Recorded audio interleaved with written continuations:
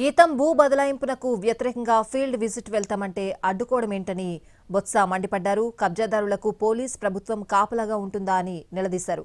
గీతం భూములపై పోరాటం కార్యాచరణ కోసం పార్టీ అధినేత జగన్తో సమావేశమవుతామని బొత్స తెలిపారు. ప్రత్యక్షంగా జగన్ విశాఖ వచ్చి గీతం భూ ఆక్రమణలను పరిశీలిస్తామని తెలిపారు.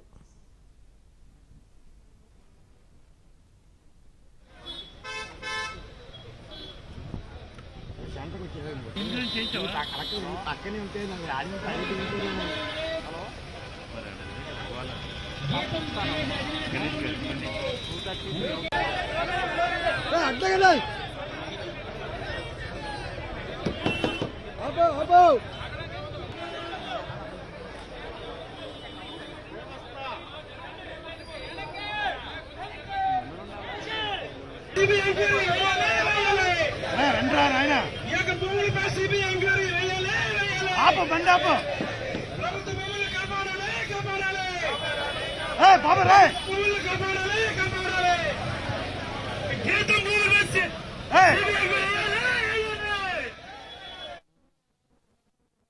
నడవడిక మనం చెప్పే మాటలు దానికి వచ్చిన ఫలితాలు దాన్ని బట్టి రాజకీయాలు ఉంటాయి.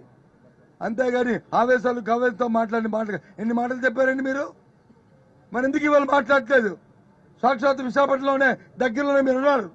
రండి చూడండి ఈ భూముల్ని, ఈ భూములు చూడండి.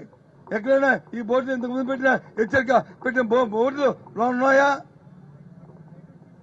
ఏ విధంగా మీరు ఆ బోర్డులు తొలగిస్తారు? ఎవరిచ్చారు మీకు అధికారం అని చెప్పని అడుగుతున్నాం. కోర్టు వచ్చి చేయిస్తే సేద్యానికి స్టేటస్ కో మెయింటైన్ చేయమని, స్టేటస్ కో మెయింటైన్ చేయమని ఇస్తారు స్టే. అంతేగాని మీకు వచ్చి దానదత్తం చేసిమని స్టే ఇవ్వలే. స్టేటస్ కో మెయింటైన్ చేయమని ఏ రకంగా బోర్డుని తొలగిస్తారు? లోన చెప్పాలి, సమాధానం చెప్పాల్సిన బాధ్యత ఇవాళ ఈ చంద్రబాబు నాయుడు గారి కుటుంబ సభ్యులకి, ఈ గీతం యాజమాన్యానికి మనం ఉంది.